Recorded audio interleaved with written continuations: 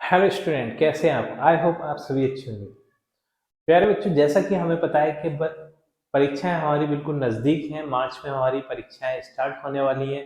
अब क्या 2-4 दिन का समय ही बचा है। तो बच्चों, उसी परीक्षा को ध्यान में रखते हुए भोपाल से एक आपके लिए नमूना प्रश्न पत्र आया है। यानी इस जैसा ये प्रश्न पत्र है, ऐसा ही प्रश्न पत्र आपको आपकी परीक्षा में देखने को मिलेगा। इससे इस प्रश्न पत्र को देखकर आपको एक अनुमान लग जाएगा कि आपका प्रश्न पत्र कैसा आने वाला है। तो देख लेते हैं बच्चों। आपको जो परीक्षा का समय मिलेगा वो 3 घंटे मिलेगा, ठीक। और ये जो प्रश्न पत्र होगा वो उसके पूर्णांक होंगे 75। यानी 75 नंबर का ये परीक्षा प्रश्न पत्र होगा और 25 नंबर के आपके प्रोजेक्ट के मिलेंगे और प्रैक्टिकल के मिलेंगे, ठीक है। इस तरीके से आपके 100 नंबर का पूरा एक सब्जेक्ट रहेगा, ठीक है। फिर इसके बाद आपको यहाँ पर निर्देश देखने को मिलेंगे। उन निर्देशों में ये रहेगा बच्चों कि ये प्रश्न इतने नंबर का है और इस प्रश्न का उत्तर आपको इतने शब्दों में देना है। जैसे कि एक निर्देश में आपको पढ़कर बता देता हूं। जैसे यहाँ पर प्रश्न निर्देश क्रमांक 3 देखेंगे कि 6 से 17 तक प्रत्येक प्रश्न 2 अंक का है। मतलब प्रश्न क्रमांक 6 से 17 तक कितने अंक का है? 2 अंक का है। और इसका उत्तर हमें कितने शब्दों में देना है? लगभग 30 शब्दों में देना है। मतलब लगभग, मतलब 30 शब्दों के आपका उत्तर होना चाहिए। उससे कुछ ज्यादा हो सकते हैं, कम नहीं होना चाहिए। मतलब 2-3 लाइनें, ऐसा अनुमान। आपको हर एक उत्तर को गिन गिन के नहीं देखना कि कितने कितने शब्दों का मेरा उत्तर हो गया। उसमें क्या है, आप टाइम खर्च कर देंगे। सिर्फ 2-3 लाइनों में हो गया, मतलब इसका मतलब आपने 30 शब्द लिख दिए हैं बच्चों, ठीक है। इसी तरीके से ये आप पूरे निर्देश पहले अच्छी तरीके से पढ़ लीजिए, फिर उसके बाद अपना प्रश्न पत्र हल करना स्टार्ट करिएगा। तो इसमें जो प्रश्न क्रमांक 1 है बच्चों, वो है सही विकल्प का चयन लिखिए। तो इसमें ये सही विकल्प वाले 6 प्रश्न हैं। एक एक प्रश्न हमारा 1 नंबर का है, तो टोटल 6 नंबर के ये इस तरीके के प्रश्न हमारे आएंगे, ठीक। तो सही विकल्प वाले प्रश्नों को करना बच्चों बहुत ज्यादा आसान होता है, क्योंकि प्रश्न भी हमारा वही होता है, उत्तर भी हमारा वही होता है। लेकिन हमें उत्तर को पहचानना पड़ता है। जैसे कि ये है, रीतिकाल को काव्य की दृष्टि से बांटा गया है। तो रीतिकाल को बच्चों काव्य की दृष्टि से 3 भागों में बांटा जाता है। इसका ये, ठीक है। इसमें यहाँ पर 4 सही विकल्प हुए हैं, दिए हैं। तो 2 भागों में, 3 भागों में, 4 भागों में, 7 भागों में।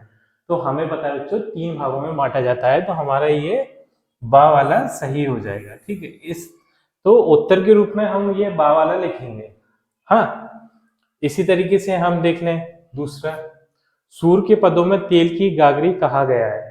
तो जो आपका पहला ही पार्ट है बच्चों, सूर्य के पद, तो उसमें तेल की गागरी गोपियां उद्धव जी को बोलती हैं कि आप तो तेल की गागरी की समान है कि उस पर तेल चिपकता नहीं है। जैसे कि आप श्री कृष्ण के साथ रहते हैं, फिर भी आपको उनसे लगाव नहीं हुआ, आपको उनसे प्रेम नहीं हुआ, तो उन्होंने तेल की गागरी के समान उद्धव को कहा है, ठीक है। तो आपका ये बा वाला सही हो जाएगा इसमें, उद्धव को। ये 4 हमारे पास विकल्प थे, उसमें से एक ये उद्धव वाला सही हो गया, ठीक है। तीसरा है, चरणों में निहित मात्राओं के आधार पर दोहा है। तो दोहे में बच्चों 4 चरण होते हैं, ठीक है। इसके जो विषम चरण होते हैं, पहला और तीसरा, उसमें 13-13 मात्राएं होती हैं। और सम चरण में इसमें 11-11 मात्राएं होती हैं, यानी कि दूसरे और चौथे में। तो ये है बच्चों अर्ध सममात्रिक छंद दोहा, ठीक है। क्योंकि इसके जो, अब इसी तरीके से बच्चों जो चौथा है वो है नेताजी का चश्मा कहानी का मूल भाव है। तो नेताजी का चश्मा कहानी जो यदि आपने पढ़ी है, तो उसमें एक कैप्टन नाम का पात्र है जो कि एक चश्मे वाला है। और वो, उसमें देशभक्ति बहुत ज्यादा कूट कूट कर भरी हुई है। वो हमेशा देशभक्ति की बातें करते हैं। और उन्हें जो नेताजी सुभाष चंद्र बोस है, उनकी मूर्ति जो है लगी हुई है, बिना चश्मे के देखते हैं तो वो उसमें चश्मा लगा देते हैं, क्योंकि वो बहुत बड़े देशभक्त थे, ठीक है। तो ये जो कहानी का जो भाव है बच्चों, वो देशभक्ति का है, ठीक है। तो इसमें से ये देशभक्ति वाला दा नंबर वाला हमारा सही हो जाएगा। ठीक, अगला है पांचवा, वह धीरे धीरे रोने लगा, वाक्य में क्रिया विशेषण का भेद है। तो इसमें बच्चों रीतिवाचक क्रिया विशेषण है। ठीक है। छठा है भोलानाथ और उनके हम उम्र चबूतरे के एक कोने को बना देते थे। तो जो भोलानाथ जी थे बचपन में उन्हें नाटक करना बहुत ज्यादा पसंद था, यानी कि जो रंगमंच पे हम नाटक करते हैं इसी तरीके से वो ऐसा खेल खेलते थे कि वो रंगमंच पे नाटक कर रहे हो, तो उनका जो चबूतरा था उसे वो नाटक घर बना देते। ठीक है, तो इसका ये द नंबर वाला सही हो जाएगा, नाटक घर। अब आपको बच्चों देखने को मिलेंगे रिक्त स्थान। ठीक है, रिक्त स्थानों भी बहुत सिंपल है बच्चों, ये 6 रिक्त स्थान है, एक नंबर का एक रिक्त स्थान होगा, तो इस तरीके से आपको इसमें आपको 6 नंबर मिलेंगे। और सबसे अच्छी बात यह है कि उन रिक्त स्थानों के भी उत्तर प्रश्न पत्र पर ही होंगे, आपको कहीं से सोचकर नहीं लिखना। ठीक है, बस देखना है, समझना है और कर देना है। तो पहला रिक्त स्थान है ये है परशुराम अपना गुरु भगवान डैश को मानते थे। तो जो परशुराम जी थे वो अपना गुरु शिव भगवान को मानते थे। ठीक है, तो यहाँ पर देखो 3 ऑप्शन है हमारे पास, शिव, श्री कृष्ण और विष्णु। तो यहाँ पर शिव रिक्त स्थान की जगह पर आ जाएगा। ठीक है, दूसरा है आश्रय की बाह्य शारीरिक चेष्टाओं को डैश कहते हैं। तो बच्चों रस में हम अपनी शारीरिक चेष्टाओं के द्वारा अपने रस को प्रकट करते हैं, अपनी भावनाओं को प्रकट करते हैं, तो उसे बोलते हैं बच्चों अनुभाव। ठीक है, तो यहाँ पर अनुभाव इसका सही विकल्प हो जाएगा। ठीक, तीसरा है विस्तृत कलेवर वाले काव्य को कहते हैं। तो विस्तृत कलेवर वाले काव्य को हम कहते हैं महाकाव्य। तो इसका ये तीसरा सही हो जाएगा। चौथा है बच्चों बाल गोविंद भगत की प्रभातियां डैश तक चलती थी। तो जो बाल गोविंद भगत थे बच्चों वो कार्तिक मास में अपनी प्रभातियां स्टार्ट करते थे और फागुन तक उनकी ये प्रभातियां चलती थी। तो इसका जो उत्तर होगा वो होगा फागुन मास तक। ठीक है, पांचवा है डैश वाक्य से किसी क्रिया के करने या होने की सामान्य सूचना मिलती है।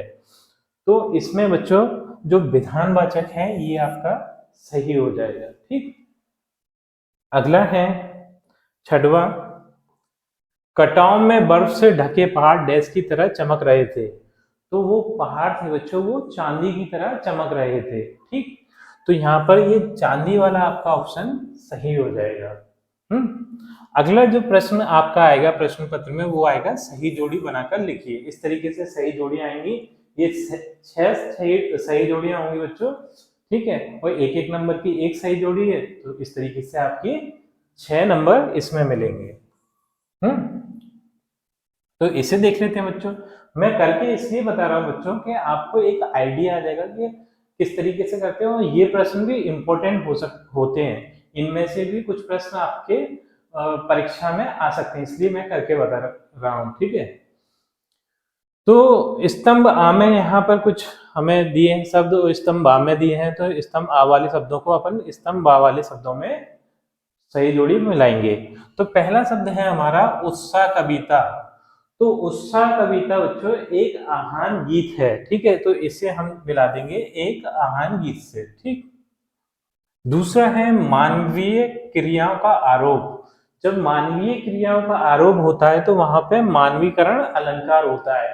ठीक है, मतलब हम प्राकृतिक चीजों को जब हम मानवीकरण करते हैं, उसे इंसानी रूप देते हैं, तो वहां पर मानवीकरण अलंकार होता है। ठीक, तो इसको हम इससे मिला देंगे। तीसरा है रिपोर्टाज की भाषा।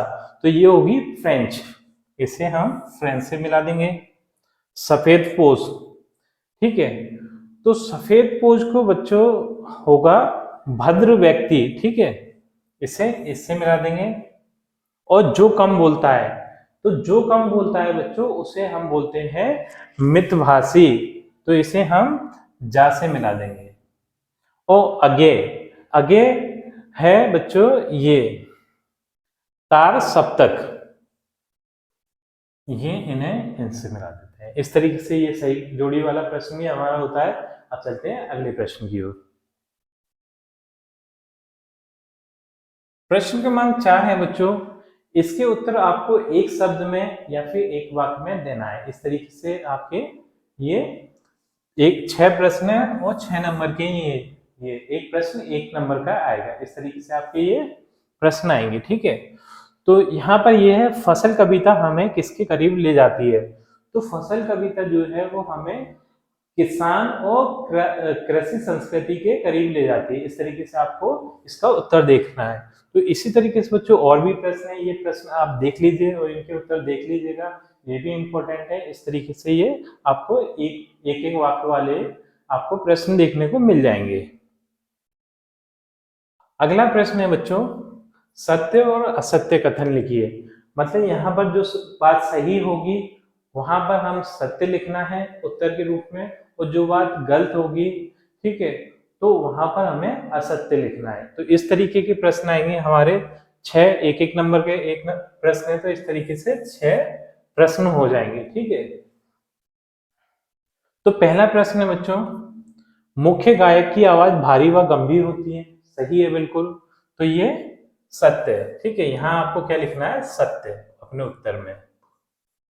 और दूसरा है, दोहा और चौपाई वार्णिक छंद है। नहीं, असत्य है, क्योंकि दोहा और चौपाई वार्णिक नहीं मात्रिक छंद है। तो यहाँ पर हम लिखेंगे असत्य। इसी तरीके से आपको सभी ये सत्य और असत्य वाले अपने प्रश्न कर लेना है, ठीक। अगला प्रश्न है बच्चों, रीति काल को श्रृंगार काल क्यों कहा जाता है? क्योंकि बच्चों रीति काल में श्रृंगार की रचनाएं बहुत ज्यादा हुई, ठीक है। नायक और नायिका की प्रेम की रचनाएं बहुत ज्यादा हुई, तो इस कारण श्रृंगार काल कहा जाता है रीति काल को, ठीक है। तो इस तरीके से इसका उत्तर दे देंगे, और ये 2-2 नंबर वाले हमारे प्रश्न स्टार्ट हो जाते हैं। तो इसका उन्होंने लिखा था कि 30 शब्दों में हमें उत्तर लिखना है, मतलब कि 2 से 3 लाइनों में, ठीक। अगला है, तुलसीदास अथवा नागार्जुन की काव्यक विशेषताएं निम्नलिखित बिंदुओं के आधार पर लिखिए। तो इनमें से एक की, या फिर तो तुलसीदास की या फिर नागार्जुन की, ठीक है, सिर्फ एक की। हमें 2 रचनाएं याद होना चाहिए, ठीक है, और इनका कला पक्ष हमें लिखना पड़ेगा, ठीक है। तो 2 रचनाएं लिख दीजिए और कला पक्ष लिख दीजिए। इस तरीके से आपको 2 नंबर मिल जाएंगे। 8वां है बच्चों, गोपियों ने उद्धव से योग की शिक्षा कैसे लोगों को देने की बात कही है। तो गोपियां बोलती हैं उद्धव जी से कि योग की शिक्षा तो आप चंचल वाले व्यक्तियों को दीजिए, क्योंकि हमारा जो मन है वो तो एकाग्र है, ठीक है। तो चंचल मन वाले व्यक्तियों को योग की शिक्षा देने के लिए गोपियों ने बोला है, ठीक है। इस तरीके से आप कर सकते हैं। राम लक्ष्मण परशुराम संवाद पाठ के आधार पर राम के स्वभाव की 2 विशेषताएं बताइए, ठीक है। तो ये इस तरीके से आप प्रश्न उत्तर कर सकते हैं।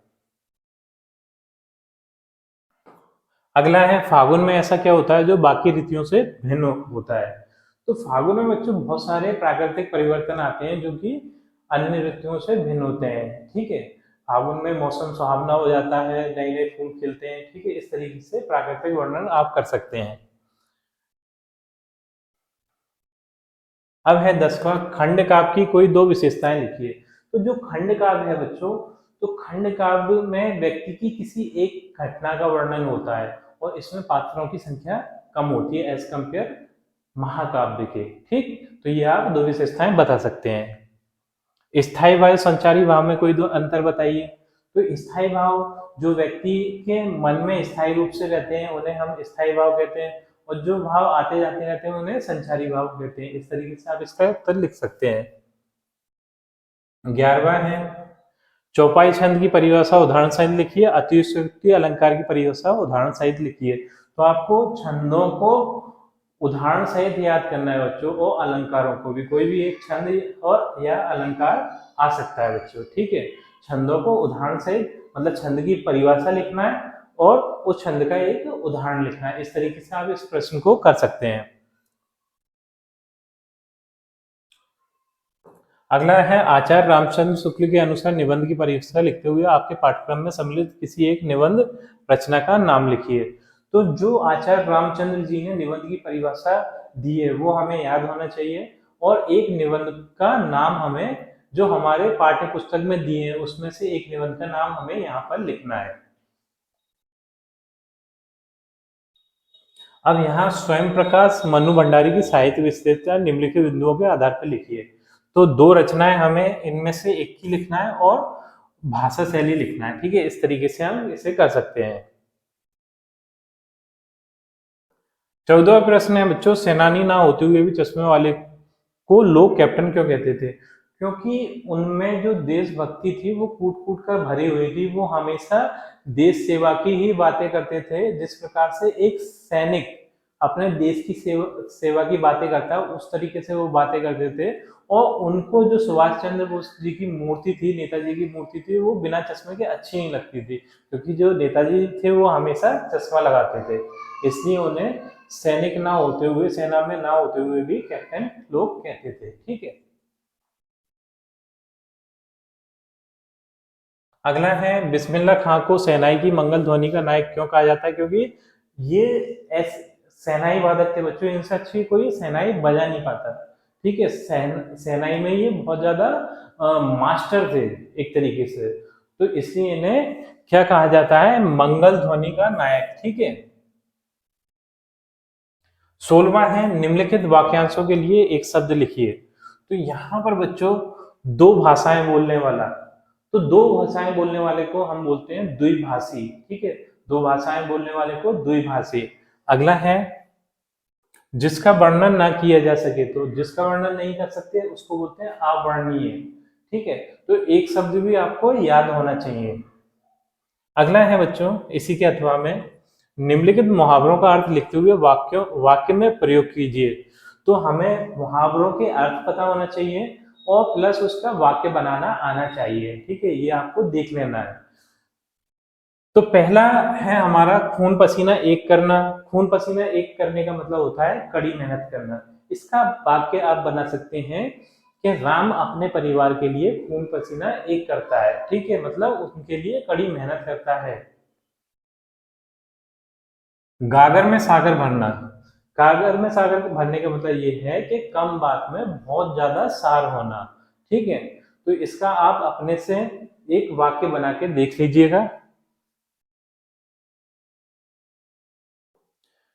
17वां है बच्चे माता पिता के प्रति अपने प्रेम को कैसे अभिव्यक्त करते हैं, लिखिए। तो किस तरीके से बच्चे अपने प्रेम को व्यक्त करते हैं बच्चों, इसको आप देख लीजिएगा। ठीक है,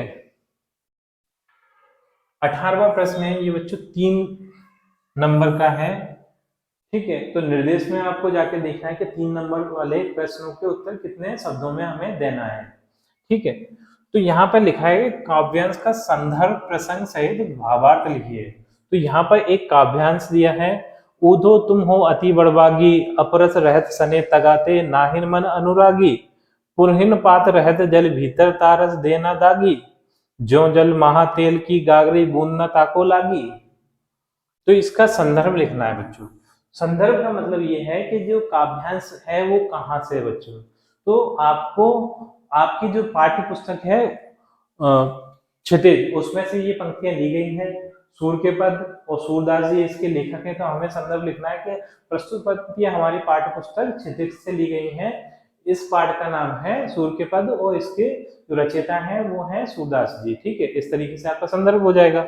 प्रसंग में आपका ये लिखना है कि इन पंक्तियों में दिया गया है, तो प्रसंग में लिखेंगे प्रस्तुत पंक्तियों में जो गोपियां हैं वो उद्धव जी को अभागा बता रही हैं। क्यों अभागा बता रही हैं? क्योंकि वो श्री कृष्ण के साथ रहते हैं फिर भी उनको उनसे कोई प्रेम नहीं हुआ। ठीक है, फिर इसके बाद इसका भावार्थ करना है। भावार्थ मतलब इसका अर्थ समझाना है। उधो तुम हो अति बड़भागी, उधो तुम तो बड़े अभागी हो, मतलब भाग्यवान हो। उधो तुम तो बड़े भाग्यवान हो।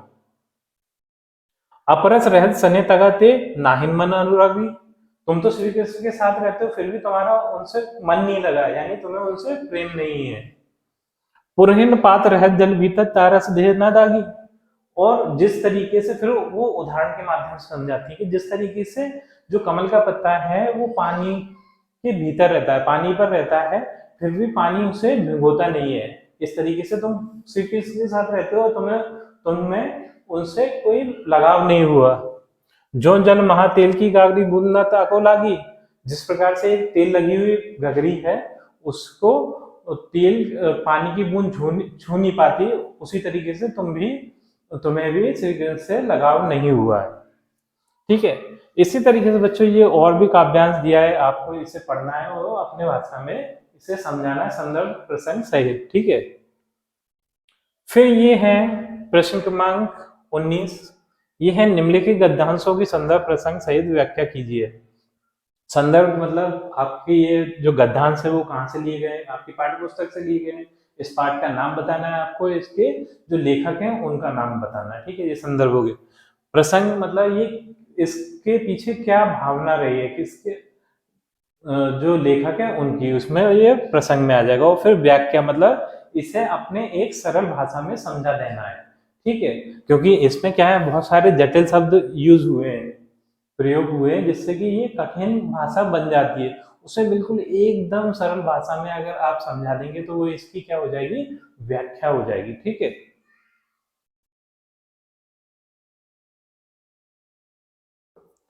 ये है मीठी बोली का महत्व विषय पर एक अनुच्छेद लिखिए। तो मीठी बोली मतलब हम जब किसी से मीठा बोलते हैं तो हमसे हमारी ओर सभी आकर्षित होते हैं और हम हमसे सब प्रेम करते हैं मीठी बोली की वजह से। ठीक है, तो एक पूरा का पूरा अनुच्छेद लिखना है हमें, ये भी 3 नंबर का है, लगभग आपको 7 से 8 लाइनें लिखना पड़ेंगी इसमें। तो पूरा मीठी बोली बोलने से क्या क्या लाभ होते हैं, कड़ी बोली बोलने से क्या हानियां होती हैं, ठीक है, ये सब आपको इसमें डिटेल में लिखना पड़ेगा। अब ये है निम्नलिखित अपठित काव्यांश अथवा गद्यांश को पढ़कर पूछे गए प्रश्नों के लिखिए। ठीक है, तो इसे पढ़ना है, फिर ये जो प्रश्न पूछे गए हैं उनका उत्तर हमें देना है। तो पढ़ लेते हैं। श्रम होता सबसे अमूल धन, सब जन खूब कमाते, सब असंख्य रहते अभाव से, सब इच्छित सब सुख पाते। राजा प्रजा नहीं कुछ होता, होते मात्र मनुज ही, भाग लेख होता ना मनुज का, होता कर्मठ भुजी। तो इसमें ये कहा गया है कि हमें श्रम करना चाहिए। ठीक है, श्रम होता सबसे अमूल और वो सबसे अमूल धन है। सब जन खूब कमाते, अगर वो जो यदि व्यक्ति श्रम करेगा तो वो खूब कमाएगा। ठीक है, सब असंख्य रहते हैं अभाव से, और वो अभावों से, ऐसा व्यक्ति जो श्रम करता है वो अभावों से दूर रहता है। ठीक है, उसे किसी बात की कमी नहीं रहती। सब इच्छित सुख पाते, और जो भी उसे सुख चाहिए, जो भी उसकी इच्छाएं हैं वो उसकी पूरी होती हैं। ठीक है, श्रम करने वाले व्यक्ति। राजा प्रजा नहीं कुछ होता, और राजा और प्रजा कोई कोई अलग नहीं होता, क्योंकि सभी मनुष्य है। जो राजा भी है वो भी मनुष्य है, और जो प्रजा है वो भी मनुष्य है। क्योंकि राजा ने बहुत ज्यादा श्रम किया है इसलिए वो राजा है, और कहीं ना कहीं प्रजा ने कम श्रम किया है इसलिए वो प्रजा है। तो हमें भी अगर राजा बनना है तो हमें भी ज्यादा श्रम करना पड़ेगा। ठीक है, भाग लेख होता ना मनुज का, होता कर्मठ बुझ ही। तो वो बोल रहे हैं कि भाग वगैरह कोई चीज नहीं होती, ये तो सब मेहनत का खेल है। जो ज्यादा मेहनत करेगा वो ज्यादा पाएगा, जो कम मेहनत करेगा वो कम पाएगा। तो इसके प्रश्न के उत्तर देखें। उपयुक्त काव्यांश का उपयुक्त शीर्षक लिखिए। तो हम इसका शीर्षक देंगे बच्चों श्रम। ठीक, क्योंकि इसमें श्रम श्रम करके बहुत जगह प्रयोग हुआ है, इसलिए हम श्रम इसका शीर्षक देंगे। दूसरा है राजा प्रजा नहीं कुछ होता से कवि का क्या आशय। तो कवि ये बोल रहा है कि राजा और प्रजा कोई चीज नहीं होती, सभी मनुष्य होते हैं। वो तो सिर्फ श्रम ही की वजह से राजा राजा है और प्रजा प्रजा है। ठीक है, इसका अर्थ ये है। तीसरा है उपयुक्त काव्यांश का भावार्थ लिखिए। तो भावार्थ मैंने आपको पूरा समझा दिया बच्चों, वैसे आपको भावार्थ लिखना है इसका। अगला है, ये भी हम पढ़ लेते हैं। ठीक है, कभी कभी लक्ष्य बहुत दूर दिखाई देता है, संदेह होने लगता है कि इस लक्ष्य को प्राप्त कर लेंगे या नहीं। कई बार लक्ष्य प्राप्ति के लिए अनेक प्रयास करने पर भी असफलता मिलती है। इससे मन में निराशा का भाव जागृत हो जाता है। निराशा से प्रसन्नता और शांति नष्ट हो जाती है। आशा उत्साहित करती है, निराशा का भाव अकेले नहीं आता, उसके साथ हीनता की भावना का जन्म होता है, असुरक्षा का भाव आता है, तनावों का बवंडर आ जाता है, मन उत्साहहीन हो जाता है, मन में निराशा को नहीं आशा को बसना चाहिए। जो लोग जीवन में आशावादी रहते हैं वही विपरीत परिस्थितियों में भी लक्ष्य प्राप्ति में सक्षम हो सकते हैं। ठीक है, इस तरीके से आपको इसे पढ़ लेना है, समझ लेना है, फिर इनके प्रश्नों के उत्तर लिखना है। उपयुक्त गद्यांश का उपयुक्त शीर्षक लिखिए। तो इस गद्यांश का शीर्षक हम दे देते हैं आशा। ठीक, दूसरा है निराशा का भाव क्यों जागृत होता है। तो जब हम बार बार लक्ष्य की प्राप्ति करने की कोशिश करते हैं और हम असफल हो जाते हैं तब निराशा का भाव जागृत होता है। यहाँ पर आप देख सकते हैं, ये है कई बार लक्ष्य प्राप्ति के लिए अनेक प्रयास करने पर भी असफलता मिलती है, इससे मन में निराशा का भाव जागृत हो जाता है। ठीक है, यहीं से आपको उत्तर मिल जाएंगे, सबसे अच्छी बात है। तीसरा है उपयुक्त गद्यांश का सारांश लिखिए। तो सारांश बच्चों इसका पूरा एक निचोड़ क्या है, तो इसका निचोड़ है हमेशा हमेशा आशावादी होना चाहिए, क्योंकि आशा से हमें उत्साह जागृत होता है, हमें खुशी मिलती है और हम अपने लक्ष्य को प्राप्त कर सकते हैं।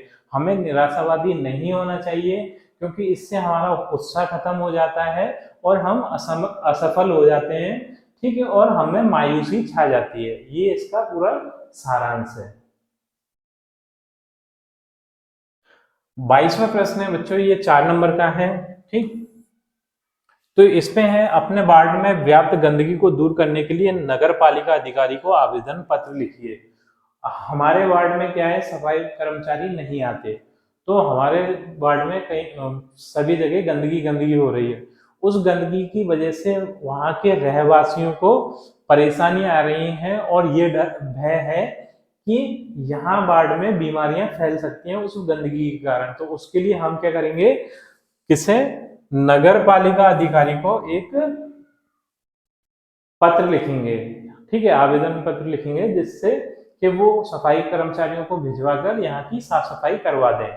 तो इसके लिए हम क्या करेंगे बच्चों, कि अपनी पहले तो समस्या को समझाएंगे। क्या मैं पहले अपने बारे में बताएंगे कि मैं वार्ड 55 ग्वालियर से रहने वाला हूँ और हमारे वार्ड में बहुत दिनों से सफाई कर्मचारी नहीं आ रहे हैं, जिसके कारण पूरे वार्ड में अधिकतर जगह गंदगी फैली हुई है और इस गंदगी की वजह से यहाँ के रहवासियों को बहुत ज्यादा दिक्कत आ रही है और यहाँ पर बीमारियां फैलने का भय है। अतः श्रीमान जी से विनम्र निवेदन है कि हमारे वार्ड की सफाई करवाने की कृपा करें। इस तरीके से आप ये पत्र लिख सकते हैं। ठीक है, अब प्रातःकालीन सैर के लाभ बताते हुए अपने छोटे भाई को पत्र लिखिए। तो छोटे भाई को पत्र लिखना है कि प्रातःकालीन हम अगर सैर करते हैं तो उसके क्या क्या लाभ होते हैं। तो बच्चों, जैसे कि हमें पता है कि स्वस्थ शरीर में ही स्वस्थ मस्तिष्क का वास होता है। हमारा अगर शरीर स्वस्थ है तो उसी में स्वस्थ मस्तिष्क रहेगा। ठीक है, तो इसके लिए क्या है, हमारे शरीर को स्वस्थ रखना जरूरी है। तो सुबह सैर करने से हमारा जो शरीर है वो स्वस्थ रहता है। तो इस तरीके से आप लाभ बताते हुए अपने भाई को एक पत्र लिख सकते हैं। ठीक है, प्रश्न क्रमांक 23 है बच्चों, ये है निम्नलिखित में से किसी एक विषय पर रूपरेखा सहित सारगर्भिता निबंध लिखिए। तो यहाँ पर कुछ हमें बच्चों टॉपिक दिए हैं। ठीक है, तो इनमें से एक टॉपिक पे, एक विषय पर हमें एक निबंध लिखना है। ठीक है, तो निबंध हमारा लगभग 150 शब्दों का होना चाहिए। मतलब एक पेज और आधा पेज इतना लिखना है आपको। ठीक है, एक विषय पर। तो यहाँ पर एक ये पर्यावरण प्रदूषण आईएमपी है, ये कर लीजिएगा। और दूसरा ये ये विद्यार्थी जीवन में नैतिक मूल्यों का महत्व, ये 2 कर लीजिएगा, आपका एक निबंध आ जाएगा। ठीक है, तो इस प्रश्न के उत्तर के साथ हमारी वीडियो कंप्लीट होती है बच्चों। आई थिंक ये वीडियो आपको बहुत अच्छे से समझ में आई होगी बच्चों। यदि वीडियो आपको अच्छी लगी है तो वीडियो को लाइक कर दीजिए, चैनल को सब्सक्राइब कर दीजिए। आपसे मिलते हैं अपनी अगली वीडियो में।